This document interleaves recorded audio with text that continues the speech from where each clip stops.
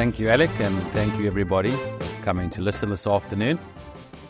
I think first and foremost, I need to make an apology for falling into the same trap I was warned about in all three of the first speakers' talks today, and that is never believe the press.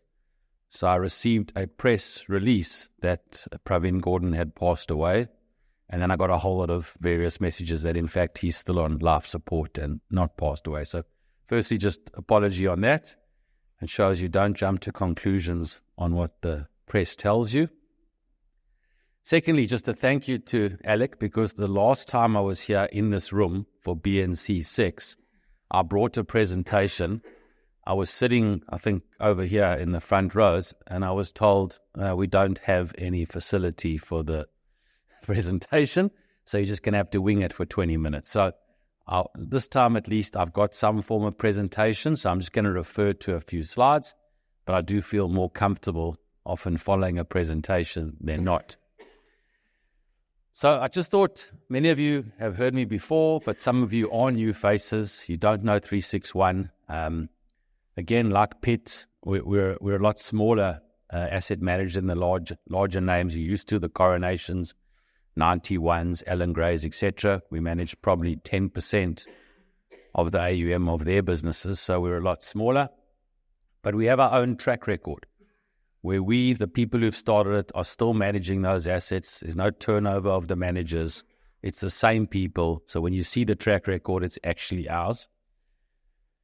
Our approach is very all over the place, in fact. We're not a value manager. We're not a growth manager.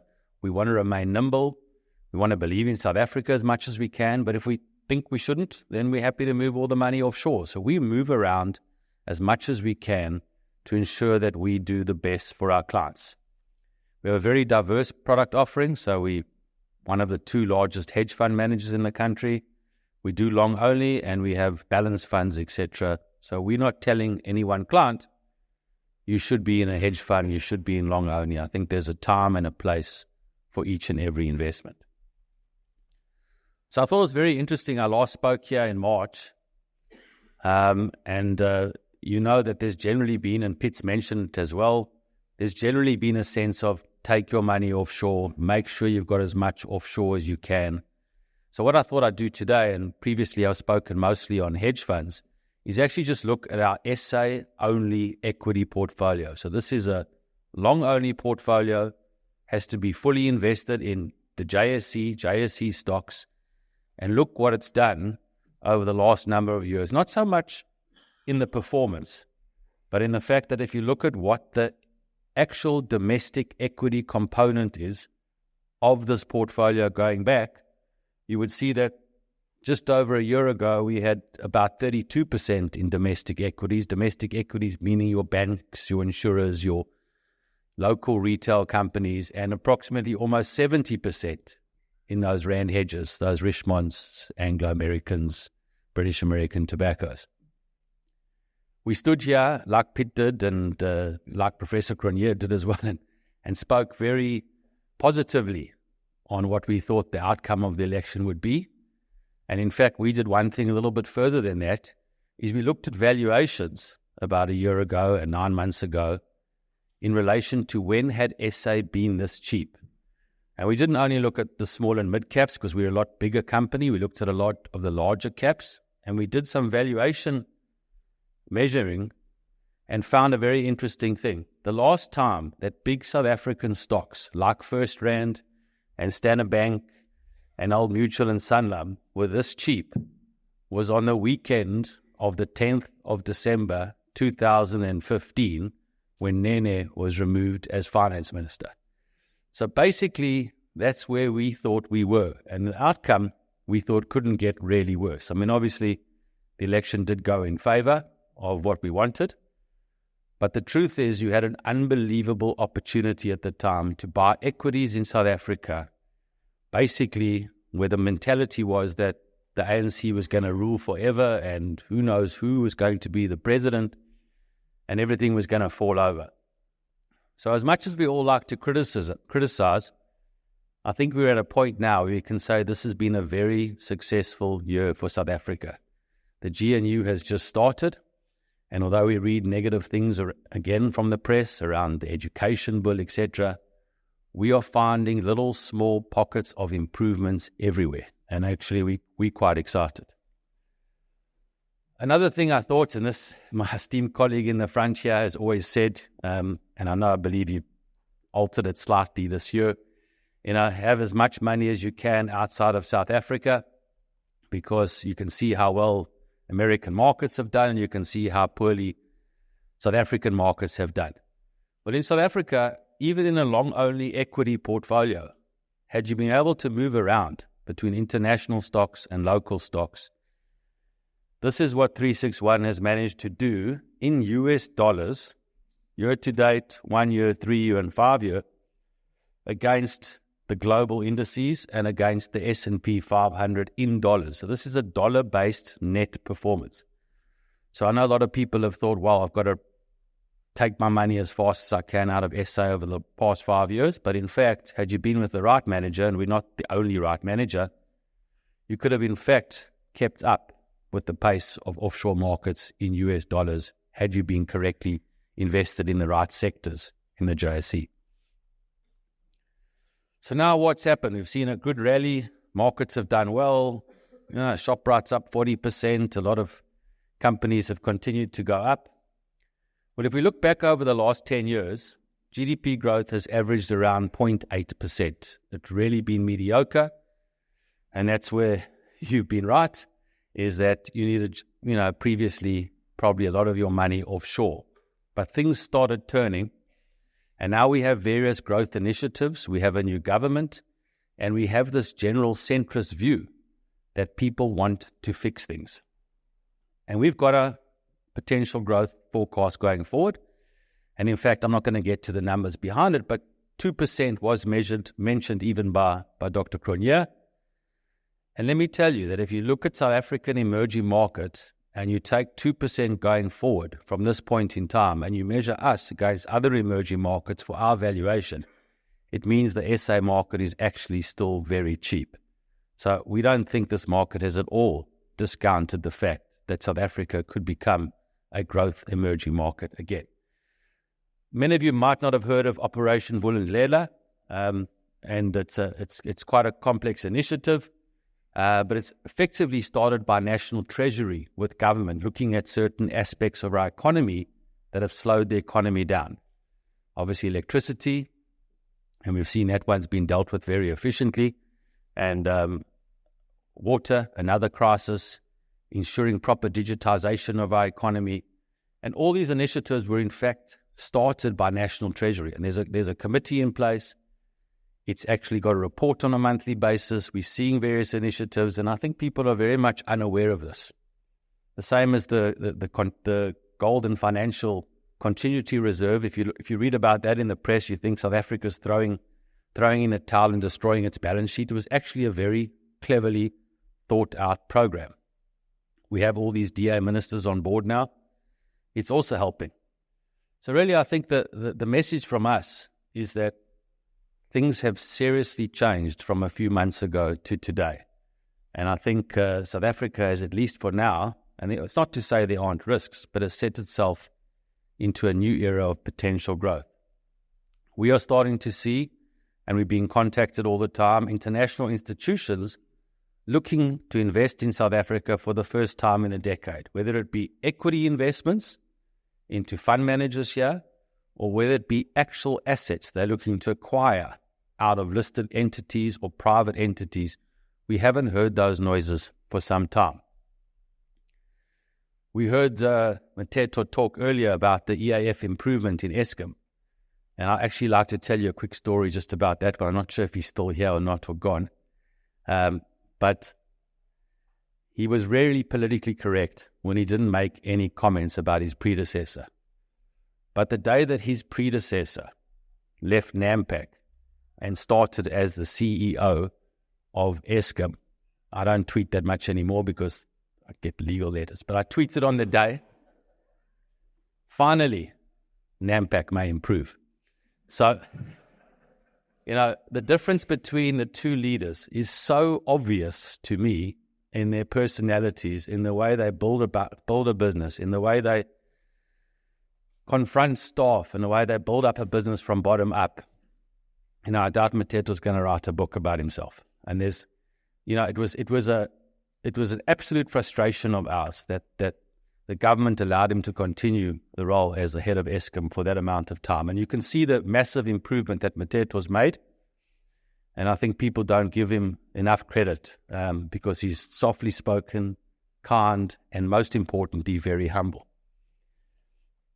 What we need to see in South Africa again is improved logistics, and that's also part of this Operation Vulindlela, Transnet. And yes, it will take time, but we can already see improvements, and we measure the improvements at 361 actually on the monthly basis. And then what we luckily got, or unluckily got for maybe the asset management industry, but luckily for consumption and for lowering debt levels in SA, is this new two-pot system that has come about. And we have already seen billions of rands being taken out of the system of retirement, being used in spending, consumption, will help the economy. And again, what have we had that's been such a difficult thing to overcome is very high interest rates for a very long period of time. And we have hit that peak. So we've got all these factors now that look very positive. Rates are going to come down. We're expecting a rate cut this month. And I think on the back of that, with all 5 of these, I think South Africa is very well set and in a good place to continue. Also, what's happened during this time, foreign ownership of South Africa has dropped from 40% to 28%. This is foreign ownership of JSE-listed companies. And you can see just right at the bottom, just a small change round about election time. And then if you look on the right-hand side, even after the run, how expensive is South Africa relative to other emerging markets? You can still see we're on the very cheap side relative to the balance of other emerging markets. I've spoken a bit about what our exposure was, and you can just see, that post-GNU, our long-only fund is 60% in domestic equities versus 40% rand hedge. It has been over a decade since we've had more than 50% invested in local domestic shares on the JSE. It has all been around the growth of rand hedges. So for us to have that type of exposure, I think is commensurate with exactly how confident we are that South Africa, for the first time in many, many years, is well positioned. Interestingly enough, I think Pitt spoke earlier about competition not being great in South Africa. So it's easier in South Africa to do well now because there's not much competition. The same actually happens in the market, believe it or not. There's not that much competition in being able to analyze different sectors better than other competitors. And if you go back 10 or 15 years ago, there were 20 or 30 international firms that had specialist commodity analysts that covered gold or PGMs or steel companies or mining houses, etc. Today, those have all gone. They've exited South Africa. And quite frankly, unless you're a company who has those skills, it's very difficult to predict what's happening in the resource sector. So for us, that's become a huge advantage. And over the last, since 2019 to year-to-date 2024, we've added 30% performance just from the resource sector relative to what the resource sector represents in the index. So basically, if the index was, let's say, 20% and it grew 20%, we've actually grown 50%. So, and that's really, again, because South Africa has become far less competitive in pretty much most businesses. And in fact, you can extend that through to the market. So I think I'm almost out of time, but just to mention a bit about 361 and our funds. I've spoken today predominantly around our SA equity fund, which is on the top right. We also manage a general equity fund, which has got a combination of offshore and onshore in equities. We also are a multi-asset manager. So when many of you may be part of PPS, we manage actually, they outsource their balance fund to us. We also have our own flexible fund. And then what we're probably most well known for is, of course, the hedge funds, which have a bi-directional strategy where, for example, the likes of Steinhoff or Resilient or EOH or companies that we can predict are on the way down or shouldn't be at their prices, we can make money off by being short. And there are those obviously that we can be long, that we like, that hopefully become those 10 baggers, etc., like the Naspaces, which we've held for decades. So on that note, thank you. That's the update, and I'll come and listen to you.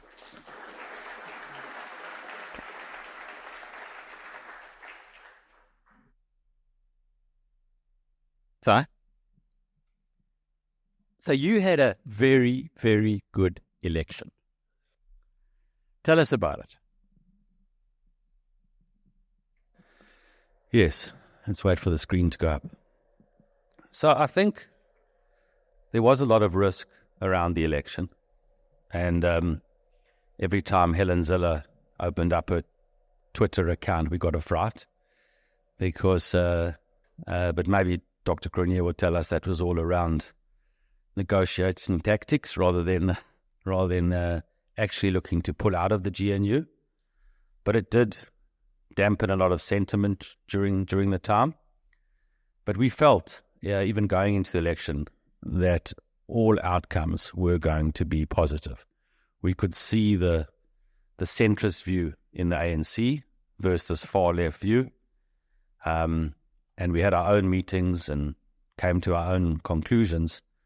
And I think, luckily it panned out well. And as I said, even if it had panned out to be pretty much the same, I think valuations were such that you had a decent margin of safety by the fact that the companies were going to carry on earning money, they were going to carry on growing. There's a very large informal sector in South Africa, and the valuations were just far too cheap. Just take us inside 361. Take us inside your head ahead of the elections. When you said you say you had your own meetings, where do you get your information from? How do you, and you don't have to name names, obviously, but how do you come to a view?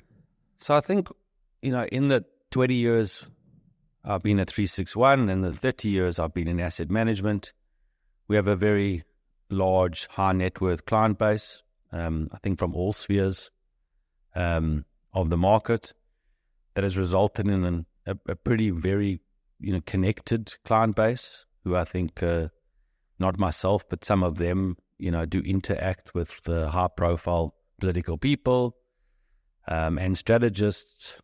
And luckily I've been part of your community, so I get the likes of some very good political analysts. And I think together with all of those, you come to a view, and that's it's not my view. I mean, we're a 14-person investment team, and today my view doesn't count as probably as much as some of the others in the team. So it's really just it's a working group that hopefully makes the right informed decision at the time.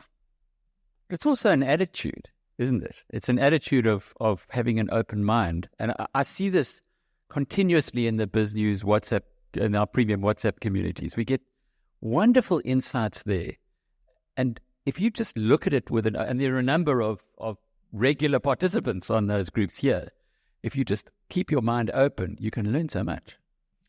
Yeah, I think that's true. And I have learned there's a very big issue between being, the worst character trait you can ever have in asset management is being stubborn.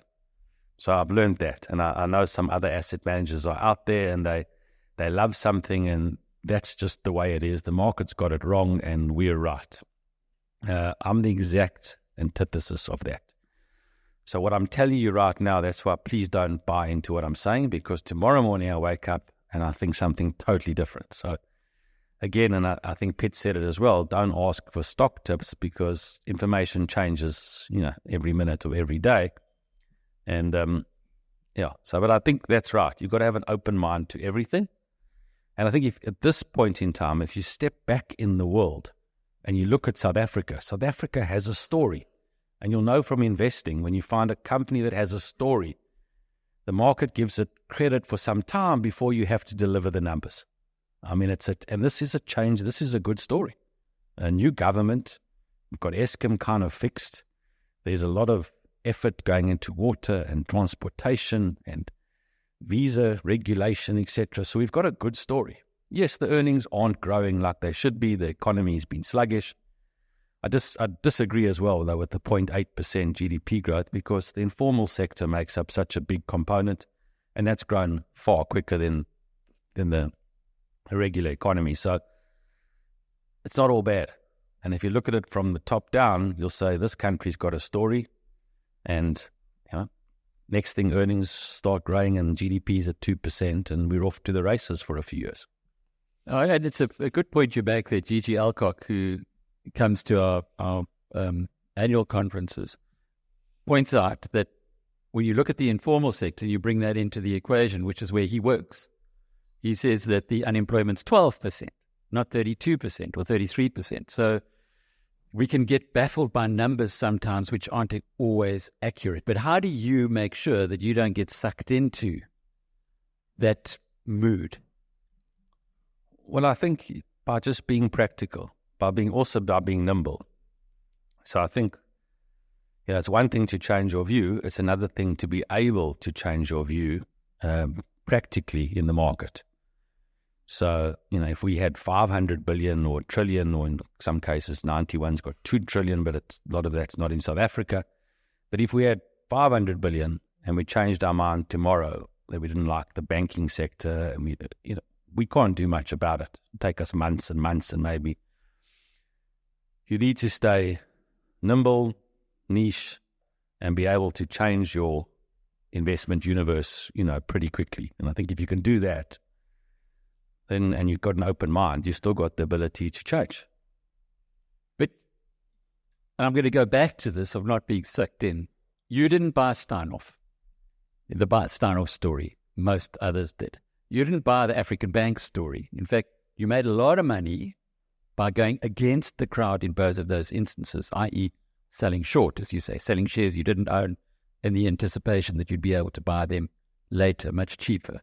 Where does that come from?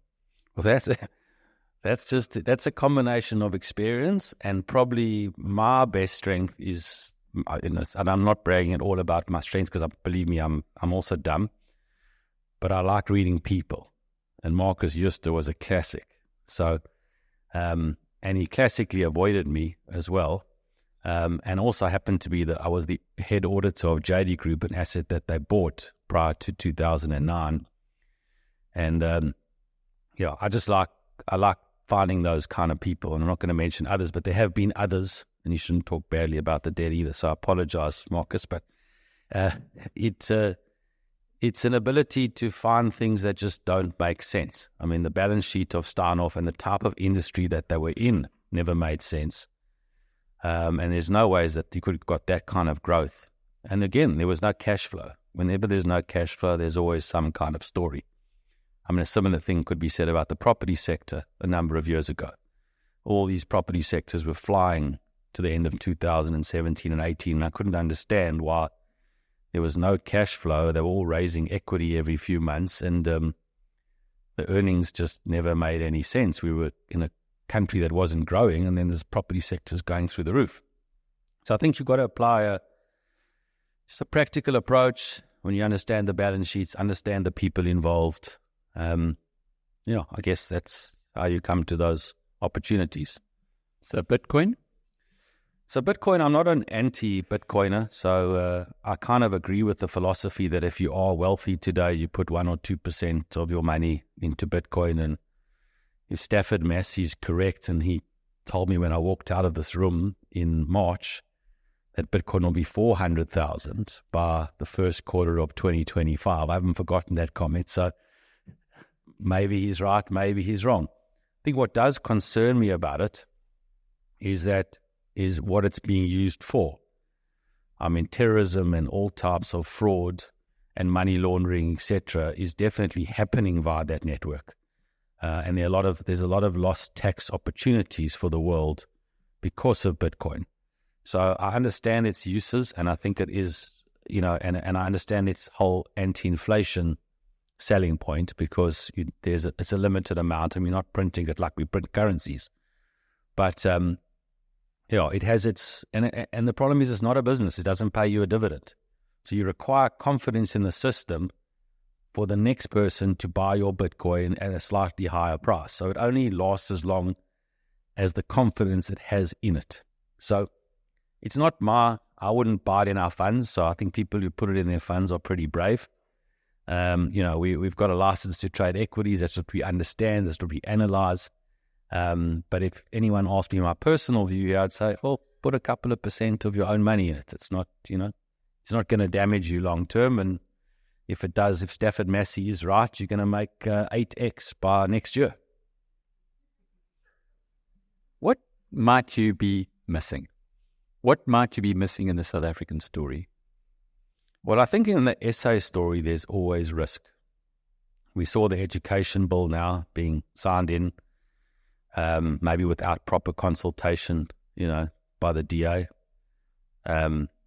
Maybe it's not so bad as the press tell us, which is what Dr. Cronje was telling me in the break. So, but I think there's risk. As we know, there are still bad factions, in the ANC that are driven by greed and not driven by, trying to improve South Africa for the best of all of its people. And those are the risks. The risks are that the bad trumps good, and there's a lot of money out there.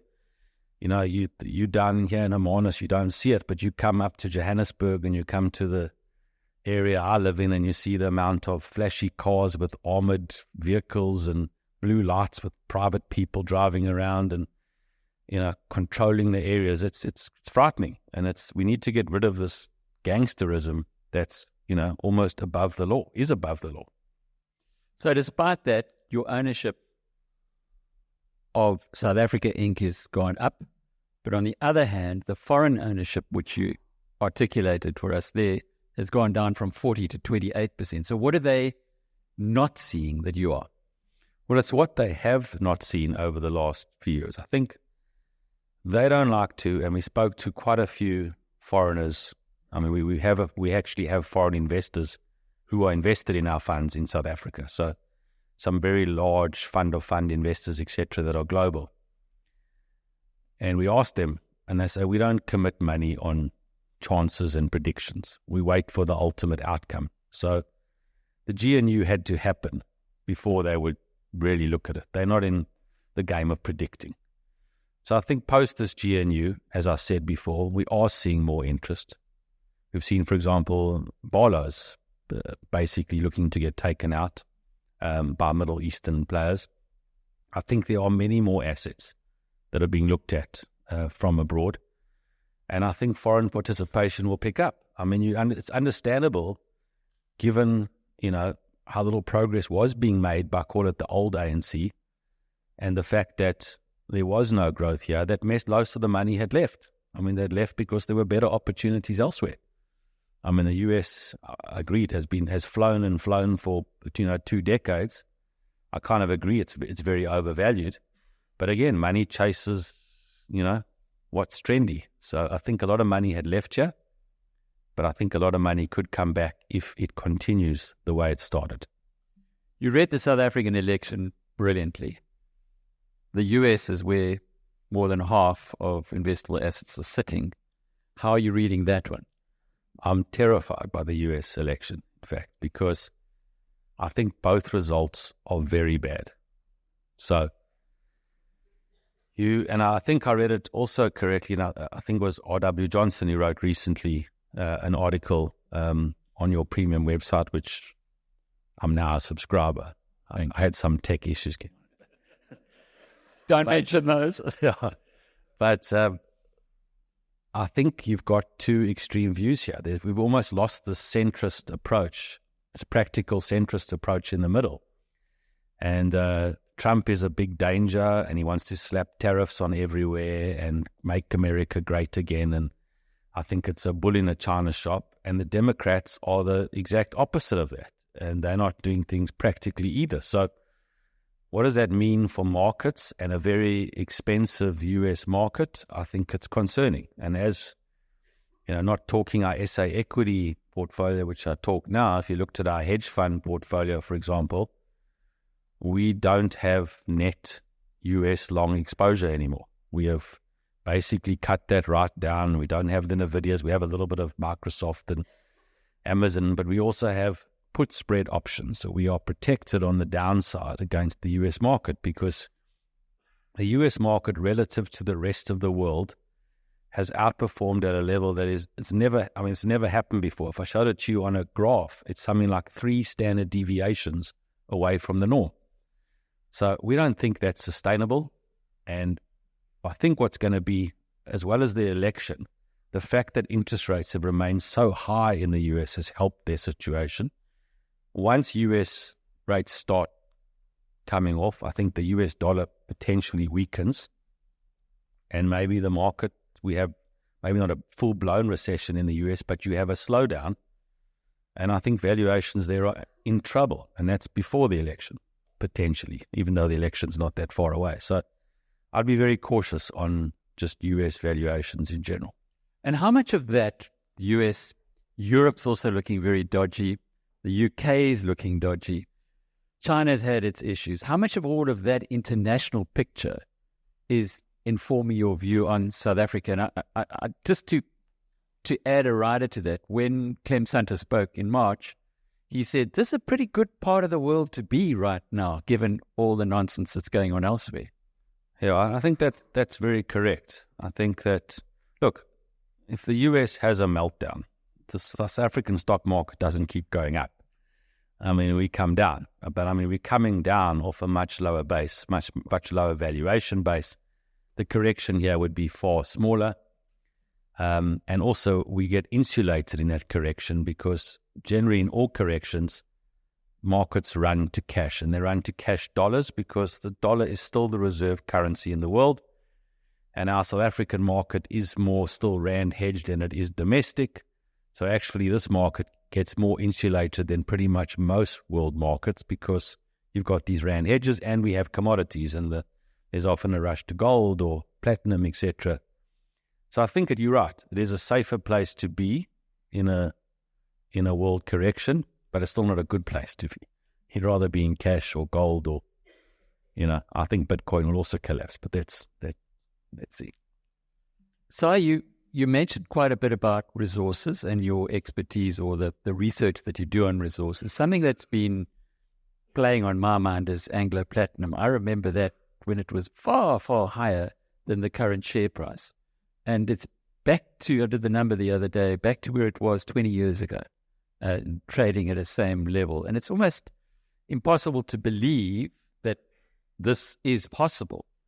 Can you help me to understand that, and by definition, what's going on with resources? Right. So PGMs, platinum group metals, which is what Amplats is quite a unique metal. And obviously, most of those metals go into combustion engines, so your old vehicles, basically. And obviously, with all the EVs coming, electric vehicles, which don't require any PGM metal.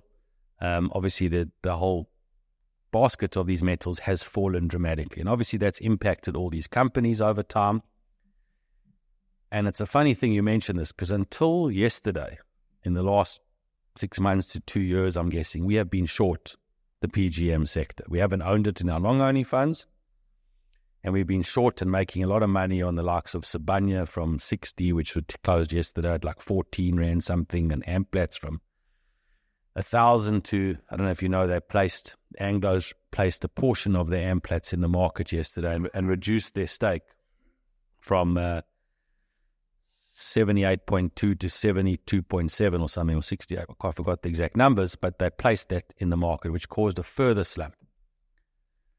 But I think it's a very interesting sector at the moment, for a simple reason that nobody has blinked. Nobody has cut production. So not Sibanye, not Amplats, not Northam, and not Impala. Those are our 4 players in the PGM sector. Today, while I was sitting up there, Sibanye's results came out and they cut half of their Stillwater production by 200,000 ounces. So we were actually expecting them to do that, because Sibanye, in our mind, was playing games and effectively running out of money. In fact, in 6 months, they breached covenants. In 6 months' time, we thought they were going to the wall. So sorry for all of you speculate in Sibanye, but it's literally dire. But we knew they had to do something now. They can't wait for the next set of results. So we anticipated them shutting something down. It looks like they've shut half of Stillwater. And they happened to shut it a day after Anglo's placed a very large portion of Amplats into the market as well. So I think yesterday was a great opportunity. So we actually took some of the placement in Amplats at 5.11, plus bought more. Did some structures as well where we actually sold puts, etc. I won't get involved in that. And we closed our shorts yesterday. So yesterday was our expecting a cut, and we've got a cut, probably not as big as required because it's still 200,000 ounces. Would have liked the whole of Stillwater to be shut, but I do think this could be an interesting entry point for Amplats, particularly because it is lower on the cost curve. It would survive the longest, and even though it's a very tough industry, I don't believe that EVs are taking over forever. We've already seen some very interesting stats put out by major accounting firms, etc., which has already said that the EV penetration is slowing, not as growing as fast as predicted, and people are sticking a lot more to ICE vehicles because the end result is when you try to sell your EV vehicle years down the line, you're going to find out that what you've got left with is a shell that needs a new battery, and the new battery costs more than a car, so no one wants to buy it. So I think there are some big issues with EVs that are only starting to get found out now. ICE meaning internal combustion engines. So old. That's an interesting point that you've made there. Would you not feel that now that one person's blinked, others will blink as well? Or will they take your view as to say, well, there's 200,000 ounces out of the system, things are, the demand-supply equation is going to be more in equilibrium? I don't think 200,000 ounces is enough yet. So I think 500,000 is probably what's required. But it's a start. I mean, the basket is the basket of PGMs, platinum group metals, that's required to go into a catalytic converter costs today 1/3 of what it cost a few years ago. So, I mean, that basket has dropped significantly. So you can imagine a mine selling price being down 2/3 of what they were selling, but meantime, their costs over the last few years have gone up: electricity, staff, everything. I mean, those businesses are losing an untold fortune unless they are low on the cost curve. So I think we need more cuts, but it's a first cut, and these things have fallen a lot. So I'd caution people not to be short at these levels. So the Chinese are also moving more and more towards hybrid models rather than just pure electric vehicles, which is also, I suppose, something to take account of. Bruce Dacus says, given US debt at an all-time high and their propensity to print money, are we not once again facing a financial meltdown? I think the world's got used to this. I think debt's never coming down. So there's no way of ever repaying debt, and I think whatever $1 trillion number we're at now, I think in 10 or 15 years' time, there's going to be a new word, quadrillion, or whatever the 1,000 trillion represents. So I think the printing never stops, which does mean that inflation probably never comes back to the lower levels that the US, wanted, the below 2%, etc. Probably going to have to settle at a higher inflation number.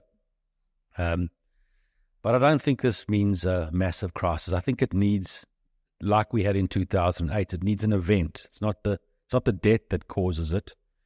It was it was what they stupidly did by repackaging all these mortgages into AAA, etc. securities, and they thought they'd never default. So it needs stupid behavior.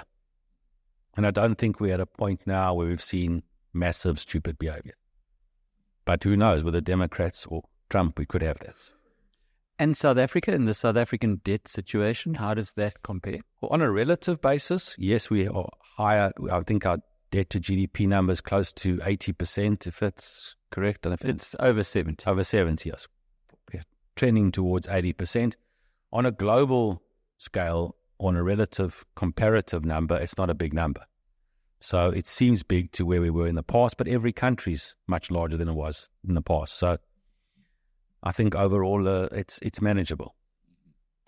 Chris de Lange's question is, hi Cy, if you're happy to disclose, what are your current short positions and why?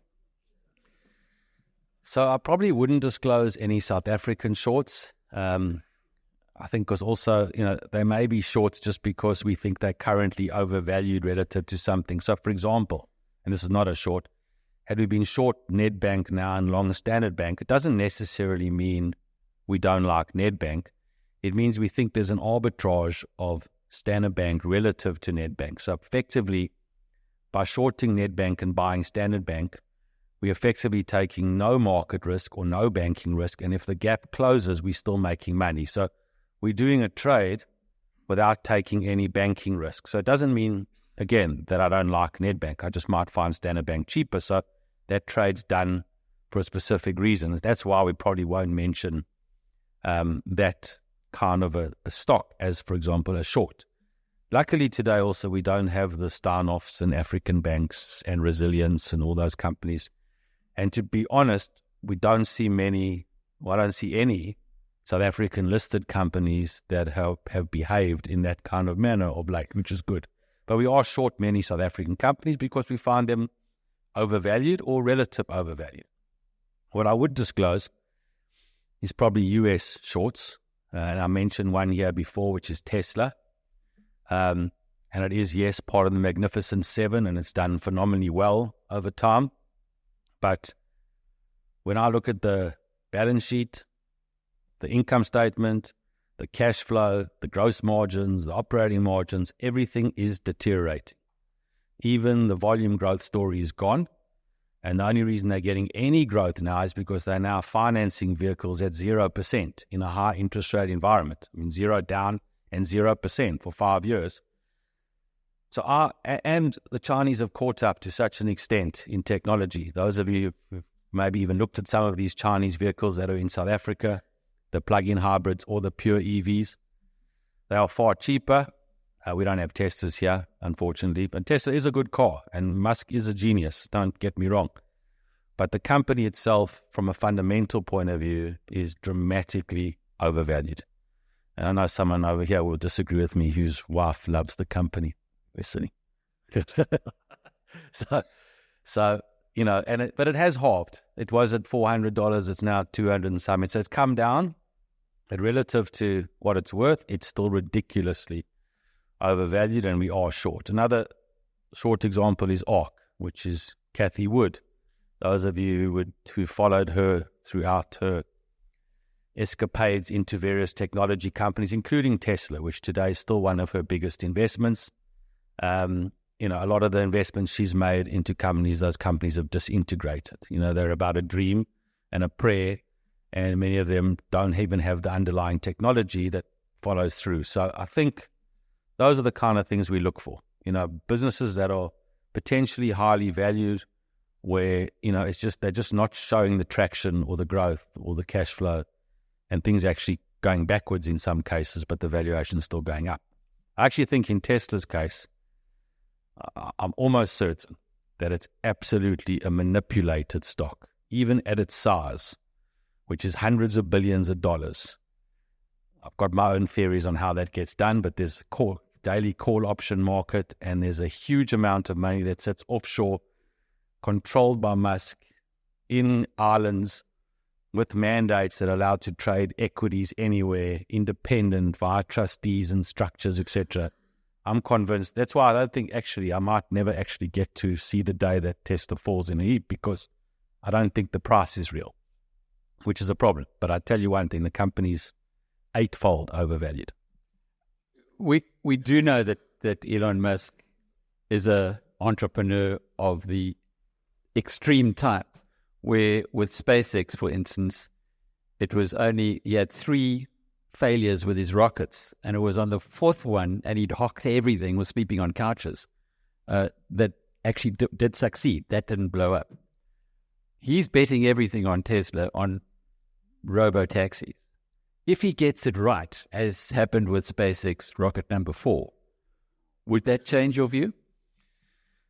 I don't think you ever get... Well, first of all, he's not a leader in robo-taxis. I mean, if you've seen the Chinese ones, forgot the name now, of the company that does it, they're ahead. Technology-wise, in full-service driving, he's still not even a level 3. He's a level 2 in Tesla. There are host of dozen type companies whose first full service driving technology ticked by government are above the technology of Tesla. So, he luckily controls the rhetoric on Twitter, which is another business, plus SpaceX, plus XAI, plus all the other businesses, Neuralink, that he's involved in. I'm not sure how one person can really be the CEO of 5 businesses. Like, to me, he almost represents kind of like what's wrong with the market at the moment. I mean, what's wrong is that fundamentals have gone. I mean, how can you have a CEO running 5 different businesses, and being called out for 50, I won't call them lies, call them estimations that never came to fruition over the past 5 years, but yet the company still remains worth. I mean, in South Africa, that company would have been wiped out by now because the South African market is a fundamental valuation market. The US is not. It's quite interesting you mentioned that, because the only other person who took it on themselves to manage 2 huge businesses like that was Steve Jobs, Apple and Pixar. And Next and Pixar before he went back to Apple. And that killed him in the end of the day. I guess the question has to be, if Musk dies through whatever reason, what would that do to Tesla and its share price? One of the people in our team, I won't mention, says the only catalyst that will cause Tesla to collapse is that actual event. And I don't wish Musk any harm, because he is a good man, he's a visionary, and he's done a lot of good. But I do question with the cult and the cult following, if anything will ever happen to that price. Extraordinary. Well, I guess that's what makes markets different. It's an interesting point you make, though, about robo-taxis. I have a good friend who was very, very senior at General Motors, and I was talking to him recently. He's retired now. He was head of quality control for all of GM. And he said, I asked him about Chinese cars, and he said it's like we regard Japanese cars years ago. Japs crap, remember? Toyotas were rubbish, and today no one would say a Toyota is rubbish. It's probably high quality. He says the Chinese cars are at that level now, where the reputation hasn't caught up with the quality. And if you extrapolate that to what you're now saying about robo-taxis and the Chinese being ahead, that is a worrying factor for any Tesla bull. Well, I think Musk knows, in fact, that robo-taxis are not his future, because his most recent statement was everybody having a humanoid robot, in fact, being and he thinks that's where the value is going to lie in Tesla now. So, and everyone told him initially it wasn't in selling cars. Then he made it in FSD and robo-taxis, and now people are questioning that because other Chinese players are in that game. So now he's saying he's developing a humanoid robot which is going to live in one of your homes and do everything for you. It's going to do your washing, your whatever. And the truth is, those of you who follow like Boston Robotics, a company, I mean, they are 20,000 gazillion years ahead of where Tesla are on robots. So it's very unlikely that Tesla now suddenly become the lead in humanoid robots. And he had at his last show, he put one of these robots on stage and it did a few walkarounds and, it didn't look very impressive. But the cult believes. So as long as they believe, nothing will happen. Michael Potts says, Cy, given your comments on the property sector and the growth in the informal sector, what is your view now of listed retail property funds who have properties in rural and township areas? Great question.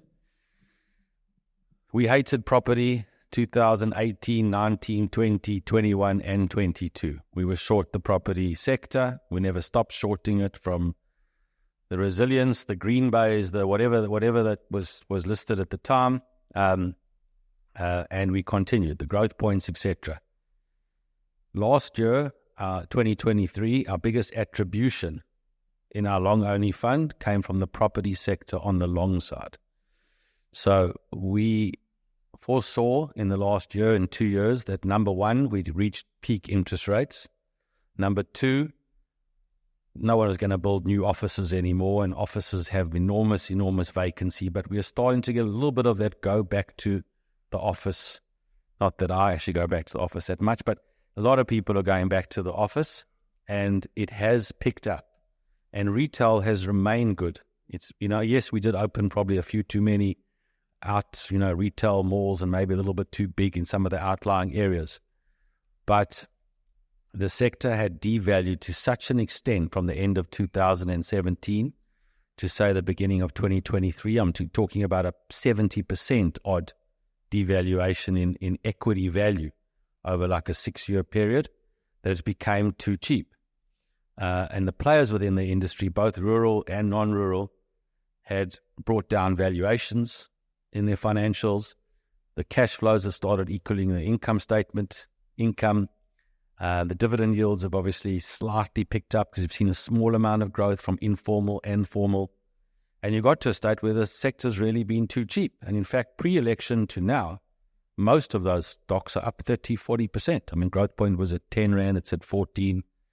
We own quite a bit of it. We own a lot of like Fairvest, where we probably own more than 10% of the company. We own huge amounts of Vukile. I think we're about to put out an announcement that we've gone over a certain level maybe.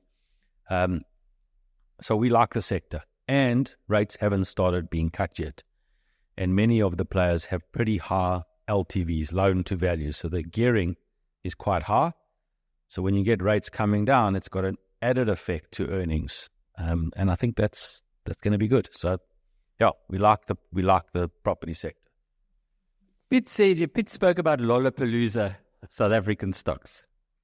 Would you agree with that? And if so, or if not, are there any Lollapaloozas in your world? I think we're a little bit different to Pitt. I mean, I think because our AUM is quite a bit bigger, so we have got a few of those very small cap opportunities, and we do like a few of them. And I wouldn't want to mention them by name, but I mean, you could go out and find them. There are some stocks trading at 5 and 6 multiples and 6 or 7% dividend yields. And we have been buying a few of them. And we've even got some that we think, could return to glory. I mean, I'll give you one example. We have a very small stake in Famous Brands. Famous Brands was a darling of the market, a decade ago. The share price today is 1/3 of what it was maybe 10 years ago. The earnings aren't growing at the rate that it should be. I mean, fast food is a big growth area. I mean, we've seen food delivery being a big growth area, and they've got all these brands that benefit. So if there were to be a few small fixes in that business, for example, us and a couple of other asset managers have bought small stakes in it and trying to create a little bit of change. I think if you can create that change, those again those kind of businesses can be growth businesses again. There's some wonderful brands in there. You know a lot about retail at 361. Evan Walker still works for you, correct? Yeah, one of the best retail analysts. Pick n Pay. We had Sean here in March. I thought he was quite impressive, but the feedback we're getting in the marketplace is not good. He's not getting to turn it around. Are you reading something different? Yeah, funny. When he was here last time, we had dinner with him that night. And it's the first time I've had dinner with him. So I got to know him from then. I think it's a tough one. If you ask me, Pick n Pay, the brand and the actual grocery store, in my mind, it's never going to catch up. It's finished. But the listed company is a different animal because it owns Boxer. And many of you here probably don't know Boxer or shop at Boxer, but Boxer's actually growing faster than Shoprite. And Boxer's a phenomenal business, and they're going to list Boxer and sell a percentage of their Boxer to raise capital to keep funding the holes that are at Pick n Pay in the grocery business. So I don't think the grocery business can ever return to what it was before.